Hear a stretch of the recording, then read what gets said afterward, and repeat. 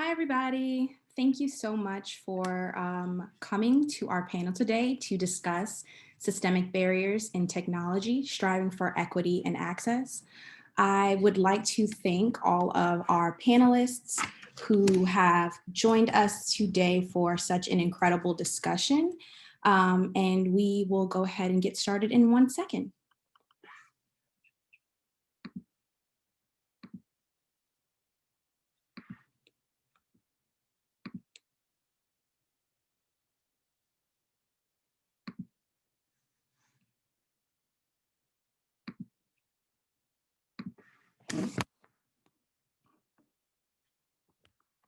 Okay, so we will get started with introducing our first panelist, who is Dr. Tyrone Grandison. Dr. Tyrone W.A. Grandison received a BS degree in computer studies from the University of the West Indies in 1997. And he also received a MS degree in software engineering in 1998 and a PhD degree in computer science from the Imperial College of Science, Technology and Medicine in London.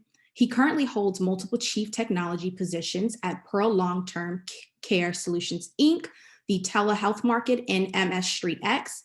He is also the board chairman of the Data Driven Institute, which is a public health nonprofit that helps policymakers create and implement effective programs and policies to solve their most critical problems using the knowledge of the community, data, and technology. Dr. Grandison has over 25 years in software engineering, security, and privacy experience and has been internationally recognized for his work. We will also have Dr. Sarah Myers West, who is a postdoctoral researcher at the AI Now Institute, working on issues such as gender, race, and power in AI. Her research engages with the culture, politics, and practices of technology developers and incorporates both historical and ethnographic methods. Her current projects explore themes of power and resistance and history of AI. Dr. Myers West received her doctoral degree in 2018 for the Annenberg School for Communication and Journalism at the University of Southern California. Her dissertation examined the cultural, history, and politics of encryption technologies from the 1960s to the present day. She has published her work in journals such as the New Media and Society, the International Journal of Communication, Policy and Internet, and Business and Society. We also have Dr. Nicole Turner-Lee, who is a senior fellow in government studies, the director of the Center for Technology Innovation, and serves as co-editor-in-chief of Tech Tank. Dr. Turner-Lee researches public policy designed to enable equitable access to technology across the US and to harness its power to create change in communities across the world. Her work also explores global and domestic broadband deployment and internet governance issues. She's an expert on the intersection of race, wealth, and technology within the context of civic engagement, criminal justice, and economic development. Dr. Turner-Lee received her PhD and Master's of Arts from Northwestern University and graduated from Colgate University. Her current research portfolio also includes artificial intelligence, particularly machine learning algorithms, and their unintended consequences on marginalized populations. So without further ado, I will let Dr. Grandison start off and share his screen with his information. Thank you, Paige. Let us start doing this. Hi, everybody. It is an honor to be here. One sec. And you're probably wondering at this point, why am I being spoken to by a tech person at a science policy symposium? It's really weird. But I promise you there is a reason for it. So through a bunch of programs and opportunities, I've had the honor of actually helping with diversity and inclusion in the science industrial complex, of helping with the establishment of more relevance when it comes to science to local communities, and of helping with science communication.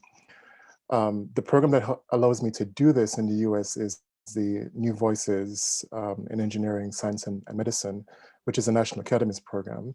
And the one that allows me to do this internationally is the Global Young Academy. And if you haven't heard of them or you don't have them on your radar, please do put them on. Perfect. So like everyone here, I am a chaotic and wonderful mix of many things. I am Black, of Caribbean descent. I am first generation American immigrant. I'm cisgendered. I'm a software engineer. I'm a data scientist. I'm a coach. And with each of these things that make up who I am, their benefits and their disadvantages. Just as the case is for everyone that's actually on this chat right now. And is the combination of these things that make each one of us very special. And it's what essentially gives me hope. So over the last 2 days, I've had the pleasure of actually talking with a lot of the early career professionals on WUVA, and it kind of gives me a really good signal that there is better to come, that there is a generation that's actually willing to look at things critically, come together and actually start tackling it and start doing it in such a way that's not only thoughtful, done in a way that does not perpetuate old mindsets and old ways of being and doing things that has led us to the mess that we're in right now. So I just want to thank you for being who you are and giving me hope. So when I give these talks, I always like to level set. I always like to ensure that we're talking about the same set of facts and we're using the same definitions. So let me first point out that technology goes beyond computers, data, and information. It refers to the application of science knowledge for practical purposes. So everything from the shovel in the pre-industrial ages to the steam engine in the first industrial revolution, to calculators and computers in the third industrial revolution, to AI now in the fourth industrial revolution, that's all technology. And the things that I want us to all understand is that technology is a means to an end, and it doesn't exist in a vacuum. It's an embodiment of something that needs to get done. Tech, in the current form, IT, was built as the great equalizer. It's going to be a big meritocracy. It's going to be open for everyone. We're going to actually do so much good. And then recently there is this discussion about the nature of the polarity of technology itself. Like this tech is good, that tech is bad. When you really look at it, the truth is that technology is actually neutral, and the net effect or the impact of tech occurs when a particular person sets a piece of technology to a particular purpose or use. A really quick example would be, let's see, clustering techniques that are commonplace in the AI world right now. So clustering techniques can be used to either provide you with recommendations if you're using Netflix or Hulu, or it could be used to develop a profile of someone, say for Cambridge Analytica, if they wanted to actually manipulate your behavior to steer elections and referendum for their clients, right? Same technology, different hands, different purposes. One purpose, okay, kind of good. The other purpose, definitely not good for most people. The world or the system that tech lives in is defined by and defines the potential users, the potential uses, and the impact. And in the United States and probably most of the world, this system is founded on institutional racism and institutional sexism. The hard truth is that you don't have to do anything or have a particular mindset to be an agent of the system. The innate benefits of the system are a function of your proximity to whiteness. So how many of those boxes or intersectionalities do you have that bring you closer to this community of whiteness? And your visibility to the ills or the harms of the system is also a function of that, because the closer you are, the less ability you have, or the less possibility you have of seeing the damage that it actually does, the roadblocks that are put up. The reality is clear to most by now, given the year that we've had. And we're all trying to enjoy life by, say, watching a baseball game. And with the right intersectionalities, you get an amazing view, right? With the same level of help, the equality model we all improve our vantage point. However, the disenfranchised still don't get to participate in the enjoyment.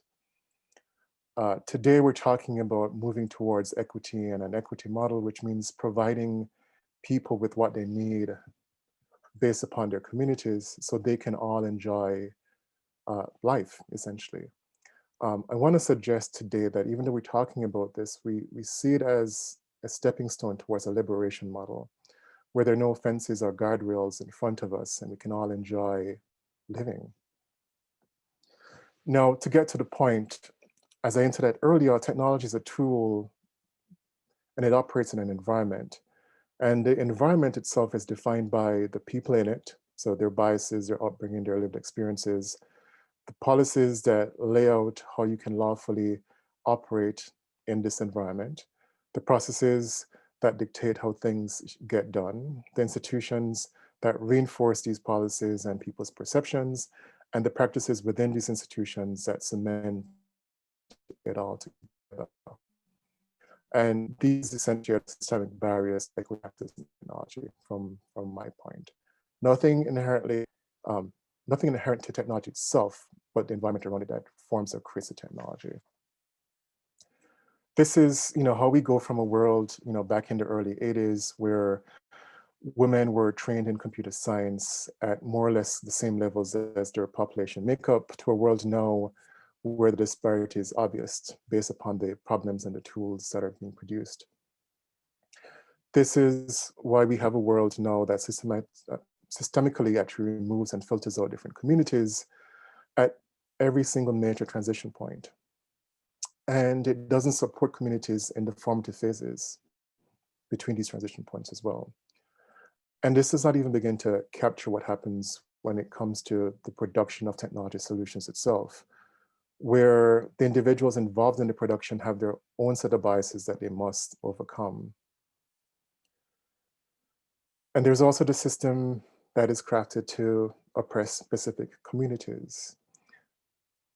So this is the right time and the right place to have this discussion because policy is the starting point, the genesis, so to speak, of all of it. And this is an issue that we've known about, we've actually spotlighted for at least, I'd say like 5 decades now. So with that, I'm going to end. Thank you so much. Thank you, Dr. Grandison, for such a fantastic presentation. We'll now have Dr. Sarah Myers-West, who will present to us next. Thank you so much. Let me just share my slides very quickly here.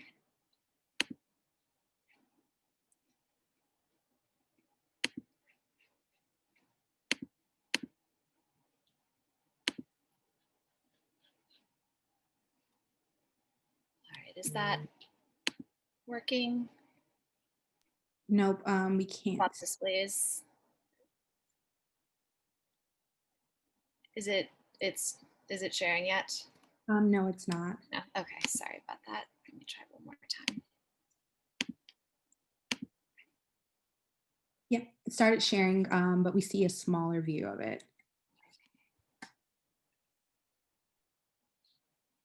Are you getting the right view now?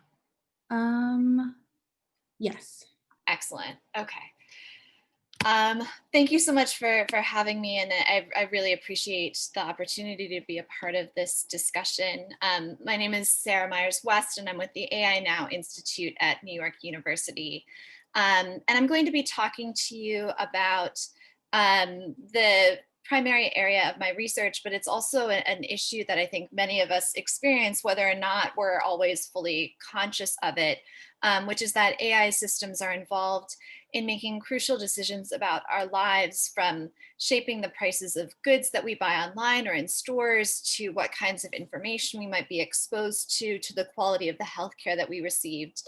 And both in the spaces in which these systems are being created and in the logic of how AI systems are designed, the costs of bias and discrimination are systematically borne by the same people, by people of color, by people of, by women and trans people, the disabled, poor, So diversity problems in the AI industry and bias in the systems that the industry builds have tended to be considered separately. But what I'd like to argue is that these are actually, in fact, deeply intertwined and a reflection of larger structures of inequality in society. So this is what I mean by discriminating systems.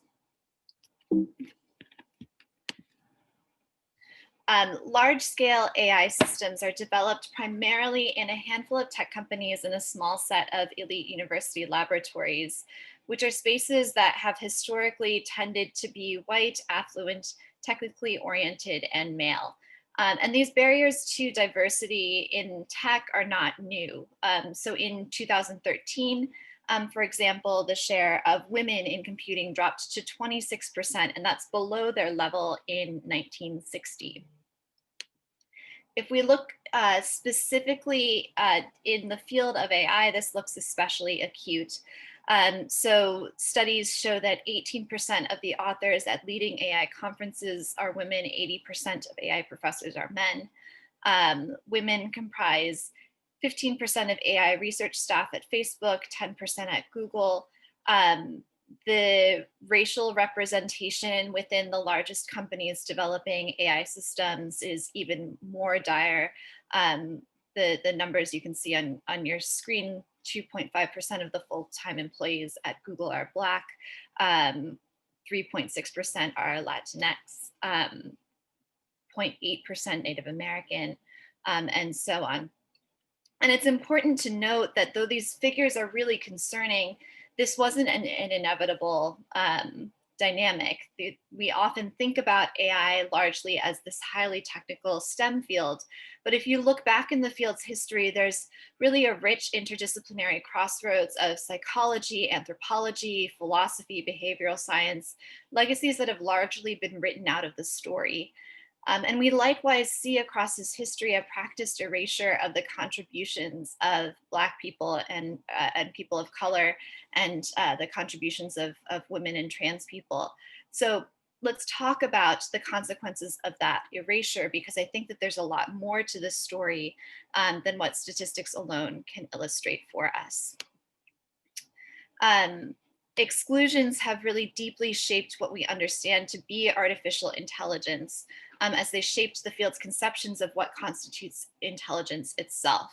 And we can see that in a number of examples. So for one example is a UNESCO report that was released recently explored how voice assistants, things like Siri or Amazon's Alexa, perpetuate gender biases by situating women in positions of servitude. And if you look across the entire product category, nearly all such products tend to be gendered feminine, although in specific markets, they might be gendered masculine. This is a conscious marketing choice. And this is a perpetuation of gender dynamics that have existed for a very long time. The earliest tests of voice recognition software literally couldn't hear the voices of women because they were developed and tested by mostly men engineers. Another example is the COMPAS algorithm. This is the computer program that was designed to predict the likelihood that an individual might commit a crime in the future. And it's used within the criminal justice system to make decisions such as what's the right amount to set bail for defendants. And it was found by reporters at ProPublica to exhibit systematic racial biases. It incorrectly, disproportionately anticipated that Black defendants would commit crimes in the future at higher rates than white defendants, when in fact it was the opposite. This algorithm was redeployed after COVID in making decisions about who to release on early probation in order to reduce prison populations. So it continues to have effects on racial disparities in criminal justice. They also have important implications for safety. So you might know that Uber is testing out self-driving vehicles in a number of different locations in the US. And in 2018, I believe one of these cars hit and killed a pedestrian. Self-driving cars rely on computer vision software to look for things like the lines on the road and street signs, and it didn't know how to make sense of this pedestrian who was walking their bicycle across the street. And this is really concerning implications for the disability community. The scholar Karen Nakamura has described that, autonomous vehicles don't really know how to recognize bodies that move differently through the world. And I could give you many more examples of discriminating systems, from soap dispensers that have trouble seeing skin with darker skin pigmentation, to cancer screeners that have higher rates of failure to detect cancer in Black patients because the data that it's trained on is predominantly from white patients. And these systems are already in commercial use in the world around us, and they're often used to make decisions of great import with very little oversight or accountability. But I want to highlight that only by examining discrimination through the lens of its social logics, so who does it benefit, who does it harm, and how, can we see the workings of these systems in the context of larger power relationships. Because the problem is not just that AI systems need to be fixed when they misrecognize faces or they amplify stereotypes. It's that they can also perpetuate existing forms of structural inequality when they're working as intended. So to conclude, I think it's important that we bring these projects of institutional accountability for inequities in tech workplaces and algorithmic accountability addressing discrimination in technical systems into conversation with one another. And only by doing this can we start to really get at the more fundamental shifts required in underlying power structures that will allow us to address more deeply and fully how power is at work in the industry and how it might be distributed to serve more just and equitable ends. And just to conclude, I would be remiss if I did not foreground the work that has deeply shaped my own. So if you're looking to dive deeper into these issues, these authors are a really fantastic place to start. And I know in just a few hours, we'll have the privilege of hearing Dr. Benjamin speak. So with that, I'll just say thank you very much, and I look forward to the conversation. Thank you so much. Such an awesome presentation.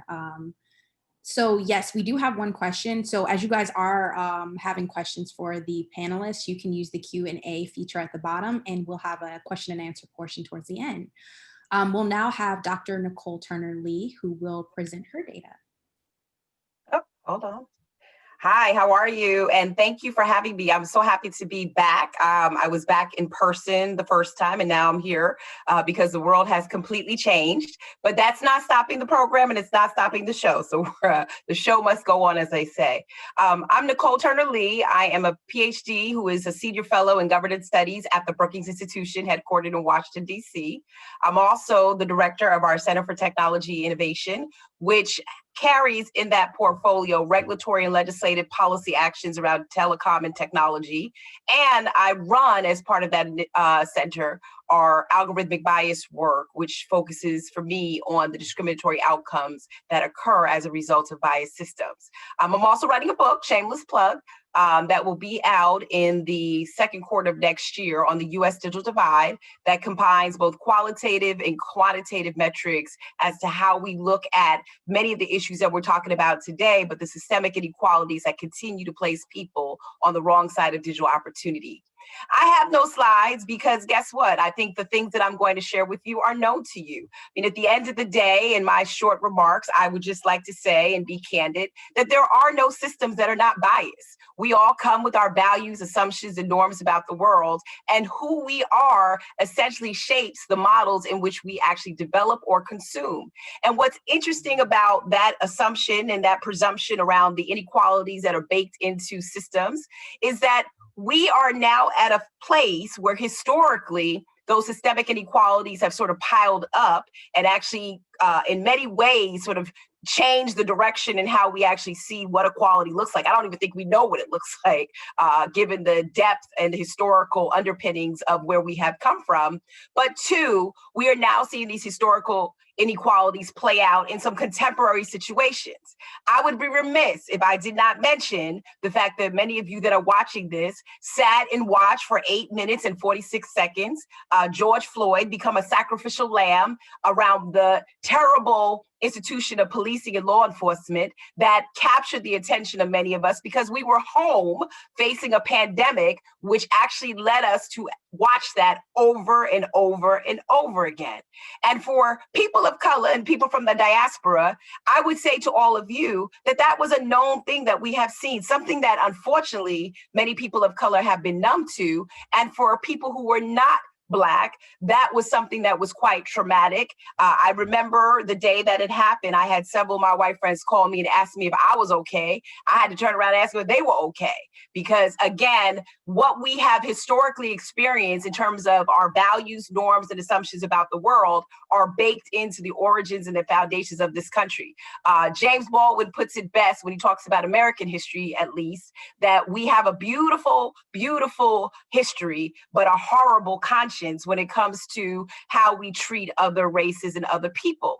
And that, for me as a sociologist, has me in the space among scientists, not necessarily because I want to learn how to be a programmer, but I want to understand the sociological implications, the structural inequalities that are either baked into the assumptions of models, which, for example, allows a developer to put in, to create a model that allows a person to put in a search for African-American teenagers, or for teenagers generally, excuse me, and it delivers back results of white teenagers smiling and Black teenagers in mugshots. This place which we are in terms of where our history has actually brought us, allows us to want to consume these kinds of personality profiles and photoshopping apps that slender the faces of African Americans and other Black people and lighten their skin tones. Goes back to what we just heard. This place in which we're in allows technologies like facial recognition to be developed in ways that it ignores the hues that I actually hold, and the fact that as a Black woman, if I change my hairstyle, it's not going to recognize me. There's something to be said about the sociological implications of models that deny people credit based on what history has said about their ability to be either oversaturated in credit and be a risk, or be underbanked. And what I find so interesting in this conversation, and I thank the association for actually putting this on, is that we haven't had this broad-based discussion on how we got here and how we're going to get out of it. Let me just go back, and then I'm going to end my remarks with a couple of points that I'd like to leave you with. When I think about the George Floyd incident, and I think about the fact that Breonna Taylor and others were actually added to those lists of tragedies that were actually taken out, as I said, sacrificial lambs to an already unjust system, I do think about the allyship. And I think about the allyship from the perspective that we saw people actually come to the rescue and want to actually make this country a better place. But that, in many respects, my friends, is driven by guilt and empathy towards cause. And what I am suggesting to you as scientists and programmers and developers is that unless you understand the sociological implications of the work that you do, you will always come out with those questions which tend to be more pathological or embrace the type of systemic underpinnings or values, norms, and assumptions that you actually have. And that's a really important point for researchers. How do you break the mold of ensuring that you have other people at the table to make you honest in the development of these models, particularly AI models that have the potential to further over-criminalize and over-incarcerate Black men, or have the potential to not have facial recognition work on Black women who may change their hair or be of darker skin tone? Second, I think it's also important, I think the other two colleagues of mine have mentioned it, that developers and scientists understand that there are tools in the toolkit that can enhance and make better the models that you're developing.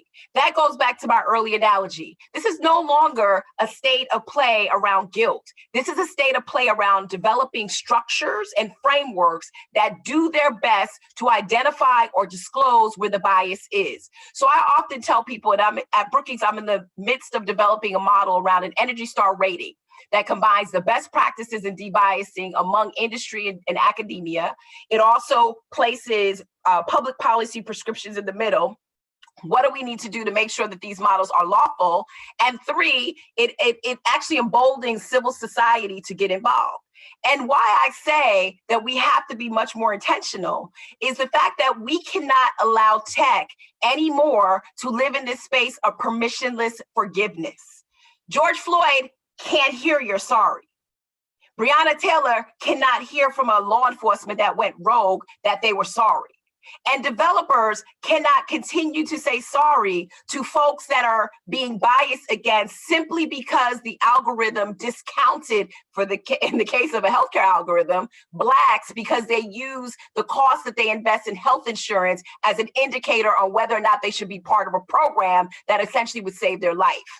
Moving away from permissionless forgiveness, and I use this often because I counter permissionless innovation with permissionless forgiveness, means that we are at a state, my friends, where saying sorry and being apologetic and feeling guilt that we didn't develop this the right way has implications for the well-being of communities of color that are essentially encased within systemic discrimination and inequality that we're trying to address.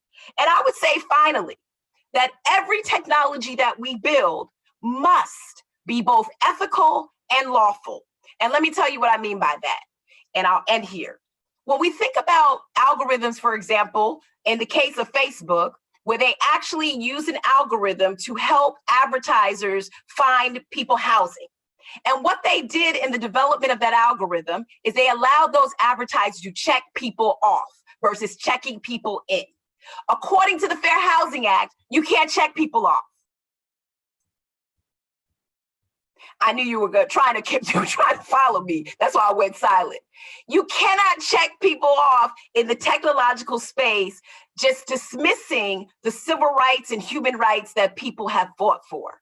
What is so challenging at this time, as I wrap up my remarks and I think about where we are as we have this conference, is that we have seen this disinformation and misinformation just perpetuating the stereotypes that many people fought for when it came to voting rights. And so what we're seeing computers and technology do, my friends, is somewhat what science did when we talked about vaccination and cure, that essentially land up infecting Black men in the Tuskegee experiment or taking away Henrietta Lacks's DNA. We as developers must act in ways that are lawful, responsible, and ethical. And I would say to all of you, as I wrap up my remarks, I've added into this mix this idea of inclusion, as it was Tyrone said earlier, equity and liberation. It's so interesting. As a sociologist, I never thought in a million years that I would have the privilege of sitting amongst all of you. I thought I would be out there fighting other things like employment and housing and healthcare, et cetera. But I find that this is the next civil rights debate, as Dr. Benjamin would say. This is the next round of Jim Crow segregation. And potentially, as we look at the number of people who are not even online, we're actually missing out on the opportunity to use technology to solve social problems that are embedded in our society in ways that can actually unleash the potential of hope and aspiration. So I leave it there, but I think if you leave anything from this remarks today, is you've got to embrace the sociological implications, move away from permissionless forgiveness, and be intentional in your modeling, so that you do not become part of the problem, but rather you become part of the cure. And so I'll leave it right there, Paige, and welcome any questions going forward.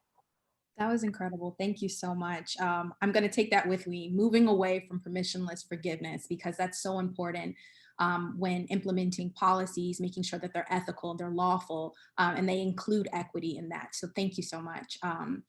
So now we're going to shift into the Q&A portion. So I'll have Dr. Tyrone Grandison, Dr. Sarah Myers-West, if you guys can turn on your cameras, and we'll shift right into Q&A. So, you know, we mentioned and we talked about, Dr.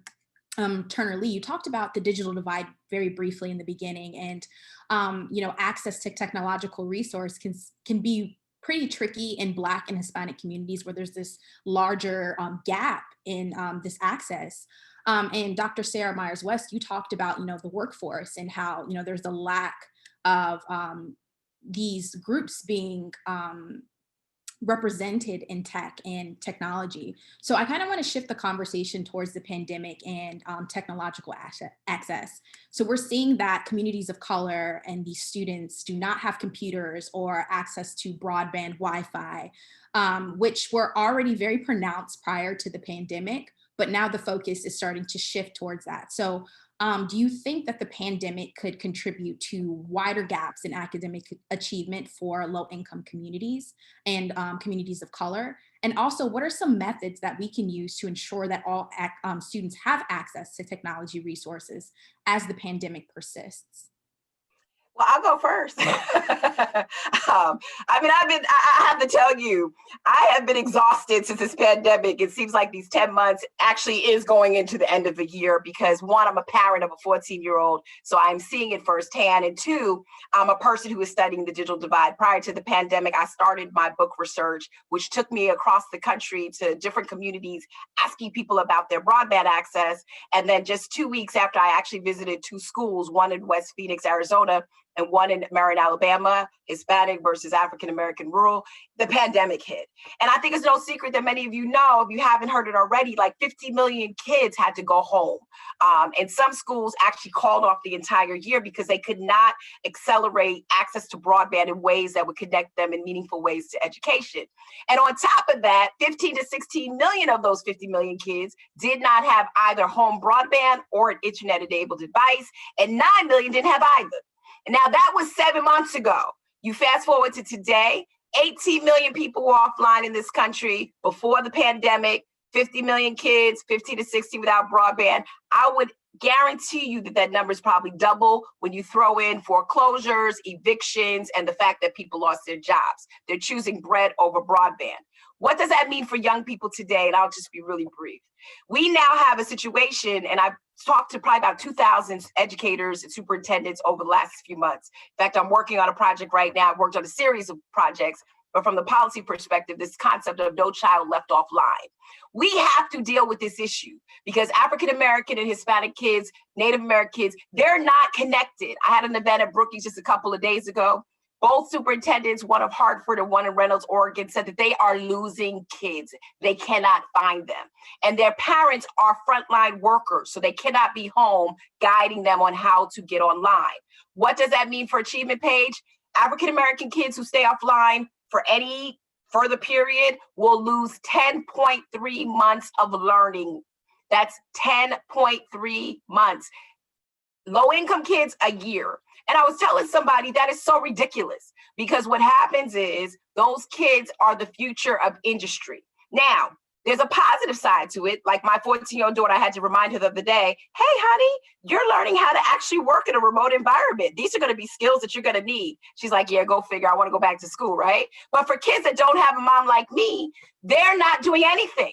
And it's unfortunate because what we're doing is we're creating this Brown versus Board of Education moment where those kids do not have the resources necessary to be able to learn, where superintendents now don't have the tools to check on their well-being, where we're seeing terms of virtual truancy, and these kids are being left broadband insecure, as well as food insecure, housing insecure, etc. I just wrote about this. And so I have a lot of passion around that. One of the goals I hope to see at the end of the year is that we try to figure out how do we keep kids connected, not just for this pandemic, but the Reynolds, Oregon superintendent, I'll end here, said, it's not just COVID, it's the California wildfires.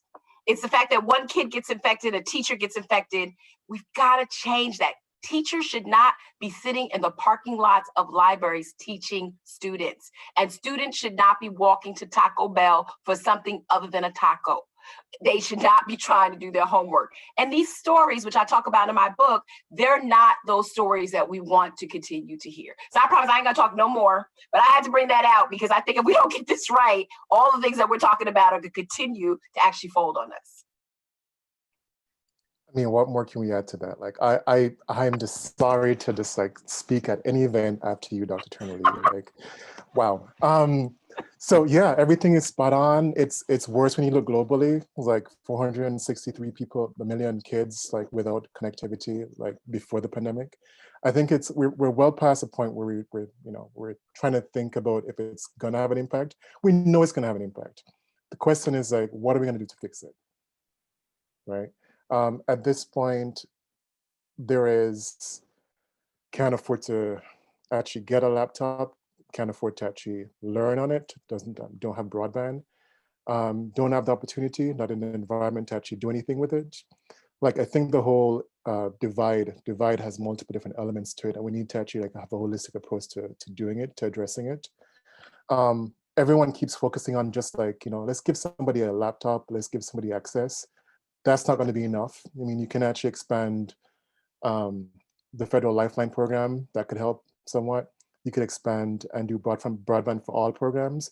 But unless you have like what Dr. Nicole Turner Lee was actually saying, like a holistic approach that actually like addresses like each of the factors, both on the educator side, on the kids side, on the parent side, you're not going to get anywhere. You're just going to actually get in the same spot or have same issues.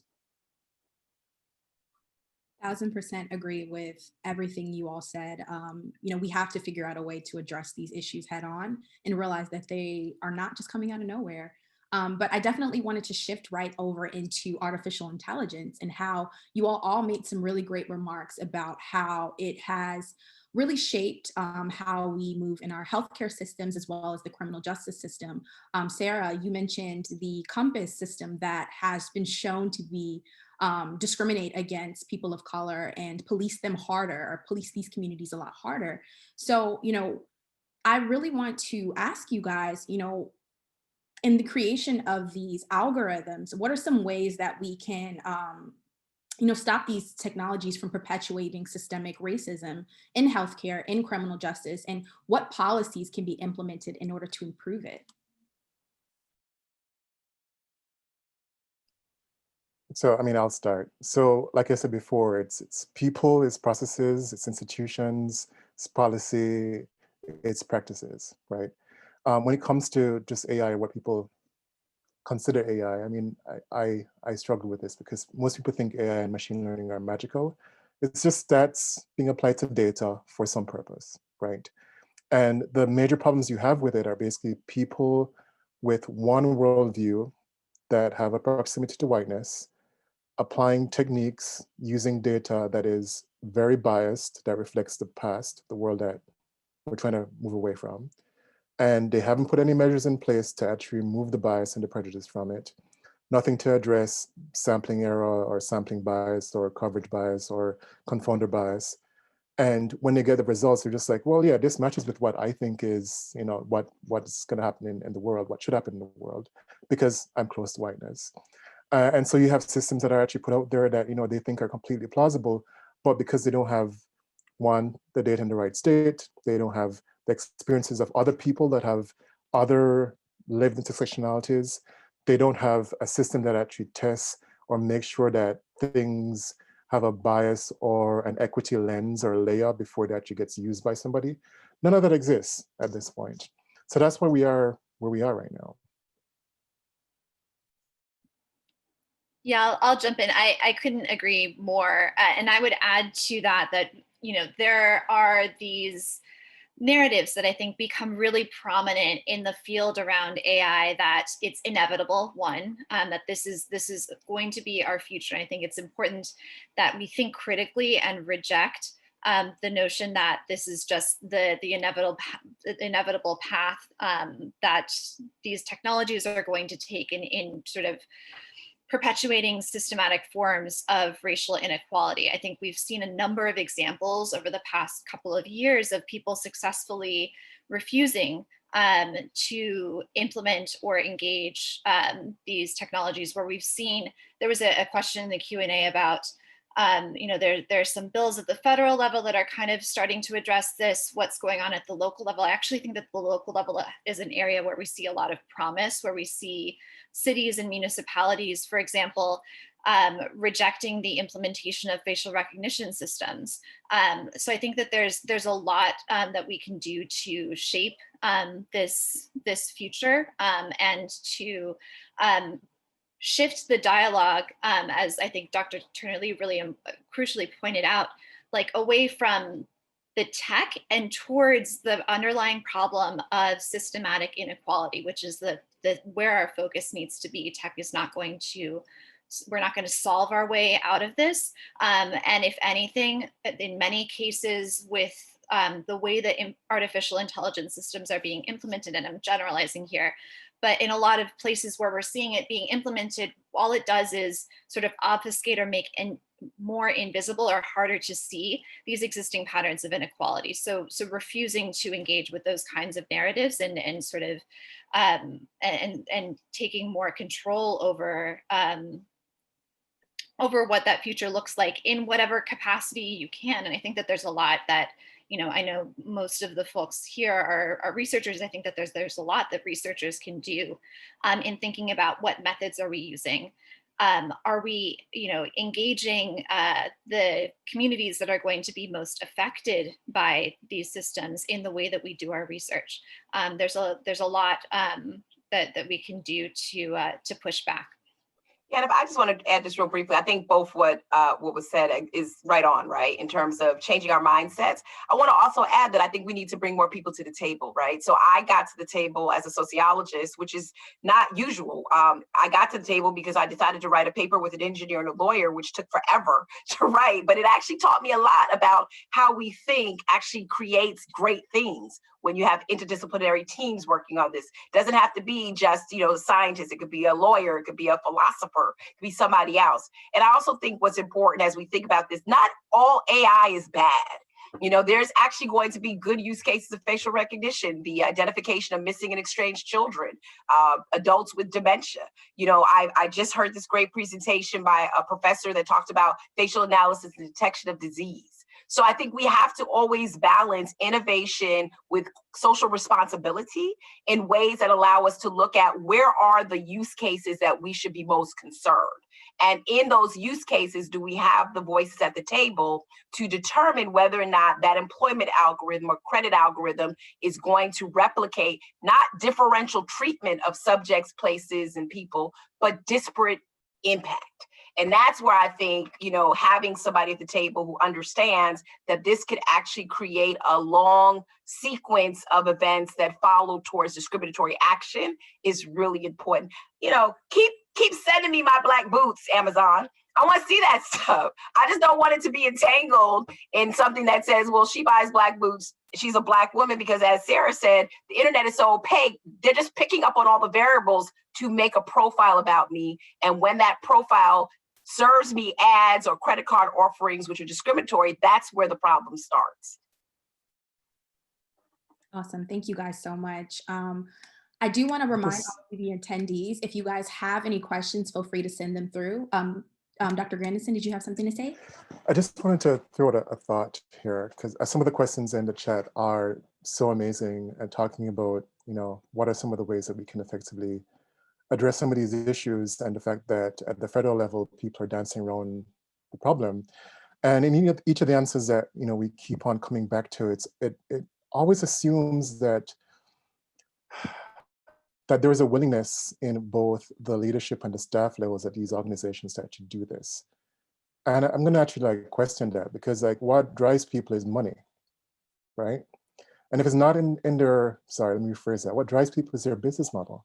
And if it's not in their business model's best interest to actually be ethical or to be fair or to be equitable, then we need to figure out how do we actually push levers that is important to them to get it to that state. And the one example that I love is the, what was it? It was the Stop Hate for Profit campaign against Facebook, where they figured out what was important to Facebook, advertisers, and they were able to actually get 75 different ad agencies, large and small, to actually stop putting ads on Facebook. And what did that mean? Facebook finally came to the table and actually had a discussion with them. Didn't lead to anything much, but like, you know, I think we need to be realistic about like what are the real levers and what are the real incentives, carrots and sticks that we need to use to actually get this new world that we're trying to create. Can I jump in there? I mean, I'm a policymaker, so, you know, Tyrone, this is my world. Dr. Grandison, I play in this world all the time, right? I think part of it is that you have to have people who come into this area somewhat woke about what these issues are. And I think you have to have the type of temperament to keep the inquiry up so that these companies understand where there might be mismatched opportunities. My Saturday jumble there. And let me tell you what I mean by that. Let me get comfortable. So there are a lot of companies that are trying to figure out ways to create unbiased algorithms. And the way that they do it still goes back to, well, if we don't want to be discriminatory, what can we offer this young poor woman who doesn't have a huge bank account, a picture of a beautiful house that she can't afford? And I always say that goes back to this patronizing around what we think we're doing to actually rectify technology. That's not how it has to be done. That's why I keep pushing this interdisciplinary approach. You have to have more people at the table to question that. If you really want to know why using proxies are bad, go talk to a sociologist who could tell you why the Black sounding names were actually discriminated against when it came to employment opportunities for years. We know that. The social sciences are settled. The other thing, though, is we also need to figure out where are there opportunities. And again, I'm not necessarily pushing and saying all platform companies are good. I'm not.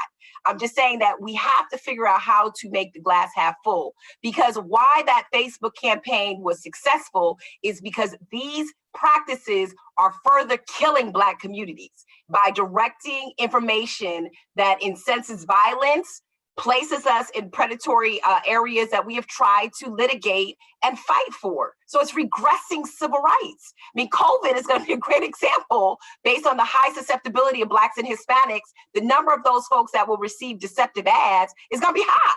And people will consume this marketplace of continued predatory distancing. That's why I've used, like Dr. Benjamin, this concept of digital justice. What does digital justice look like in the 21st century? How do we actually bring in more scholarship into these places that are not necessarily reflective of the experiences of these ubiquitous algorithms? How do we have conversations like we're having here to incite the folks that may not understand what their actions or behaviors do? That's why I said George Floyd was a pivotal moment. There were more white people sometimes marching than Black folks because people started to feel empathetic towards that. And then from a policy perspective, one of the things I'm pushing is we need to first make it compliant that every model that is developed follows civil rights law. There's no wraparound. You can't get around that. It has to be compliant. And two, we need to ensure that if there are cases where the data is bad, then we need to have policymaking come in and appropriate to universities and students the ability to make better data sets or the ability to create by having regulatory safe harbors. I told one company, I'll end here, stop giving me a product that doesn't recognize my face. Find a way to put more of me in your data set. And I think those are things that we just don't often have conversations about. And I'm not saying it's that easy, but if we stay silent, we're not going to have people hear us. And that's why that campaign was very successful, because they were no longer silent. And I think that's, at the end of the day, that's what we gotta be. That's what we gotta be, that collective mobilization, or else we'll be having this conversation for the next 10 years. Absolutely. Thank you so much for that. Actually, this creates a great segue into one of the questions from the Q&A. So one attendee said, you all mentioned that the pandemic has brought a lot of fundamentally racist practices and systems to light to non-BIPOCs. How can we keep the momentum after the pandemic and hold our institutions and others in power, such as like maybe politicians, accountable for addressing systemic changes once things go back to normal? And I put it with heavy quotes because I don't think we'll ever really go back to normal.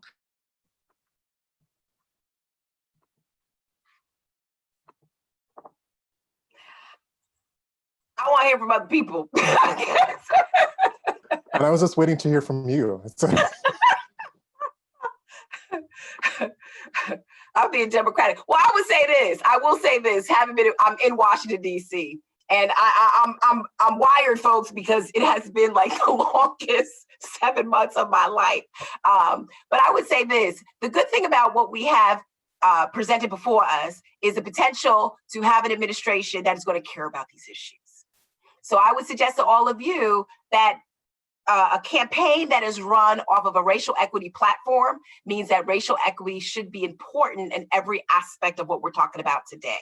So I actually am predicting, and I've written about this at Brookings, that if you look at Senator Harris and her interest in tech as a California representative, that she actually may start talking about Department of Labor having apprenticeships or doing equity scorecards among big tech companies, Dr. Grandison, that we may have never experienced before with an administration that is less diverse or less focused on racial equity. We actually may see some of these bills around algorithmic accountability, bias and discrimination, privacy and the micro-targeting of groups of color, disinformation, actually get addressed, because now people are seeing, as Paige suggested, that this new digital normal is the way of life. And on top of that, I think we'll also see some focus on the future of work. The bottom line is this: 100,000 businesses have closed during this pandemic permanently. They are not coming back. And as a result of that, it is important to develop new industries where people of color can come into and they can thrive. So I just think I'm optimistic about this administration. Of course, as a policymaker, I will always be on top of them. But I do think that at the federal level, we'll see some movement. Now, if you look at how the elections panned out, a lot of Republicans still kept their seats. A lot of Democrats, for the most part, kept their seats. Congress will be a determinant as to whether or not any of this moves forward or they're actually working in accordance with this administration. So many of us in DC are we're actually trying to watch and see what's going to happen based on who gets appointed to the various agencies. At the end of the day, this will matter. I want to tell everybody who's listening, and it will matter because there are enough people around this panel on this call that are going to make sure it matters. And I think that's the most important thing. We haven't had that voice for 4 years. We have suffered through the traumatic experiences of being reminded that we were not welcomed. Well, guess what? No more. That actually is going to change, I think, in terms of setting a new tone towards racial reconciliation that will come into technology. I love it. I agree with it completely. Interest and hope are amazing, and it is here. The administration, the Biden administration, on their transition platform, calls out systemic racism and their plans to actually address it. And you mentioned quite rightly, and I think is what we all have to do, is just like, we got the levels of accountability. Like, it's great that they have plans. It's great that they have interest. It's great that there may be a mechanism in place to actually get some of this done. There may be hurdles, but it's up to us to actually make sure that the elected officials are actually held accountable for the actions and the promises that they actually make. I'm going to go a step further and say, at the local level is basically where you're going to have the most change. So locally, I'm one of the co-chairs for the Seattle Human Rights Commission. And what we've done since the very start of the unrest and this pandemic is organize and amplify the voices of grassroots efforts, just to make sure that the Seattle City Council and the mayor moves in a direction that is where we should be moving, where the arc of justice should be going, right? And we have there's small wins every few months, but it's still not enough. And the lesson that I've learned from this process is just we're in this for the long term, and we need as many people as possible all going in that same direction. I'm going to stop there because Yeah, the last thing that I would maybe add in to move slightly out of a policy framework and into thinking in the context of what's the sphere, the community that directly surrounds us. I think things that the pandemic have really brought home are how intertwined a lot of these issues are, and a lot of things that are framed as oh, that's a healthcare problem, that's a technical problem, that these are all racial justice problems too, and to identify and build on those lines of solidarity across these issues. The Amazon engineer who is, concerned about climate justice is in the same fight as the warehouse worker who's fighting around working conditions, and building on those lines of solidarity and building power together is an important bedrock for building future action and not letting go of that, and also not letting go of the need for the onus to not only be on people of color in these communities to be fighting for these issues, that this is a fight that white folks need to be into. Right. And Paige, I know we're out of time, but I would be remiss if I didn't say this. At Brookings, there are 5 Black scholars. I'm one of 5, so there's 4 if I'm not in the room, right? And one of the things I would like to say to this community of academics, you need to also ask for it. And one of the things that we did is we said to our CEO, General John Allen, Black Lives Matter in the street, and they matter in this institution. And we can't do our work without the support of this institution. And as a result, we just established the first presidential race initiative. So for those of you interested, there'll be more to come. But I think that's what we all need to do. We need to remind our leaders of our institutions and academies, our lives matter. And as Sarah said, my friends' lives matter, and make sure we center racial equity as a movement and not just a moment. Thank you guys so much. This has been an incredible discussion from you all, and so many gems, so much information dropped during this panel. And I really hope that all of the attendees took something away from it as well. So I wanted to thank you guys, and I hope you all enjoy the rest of the conference and the rest of your evening.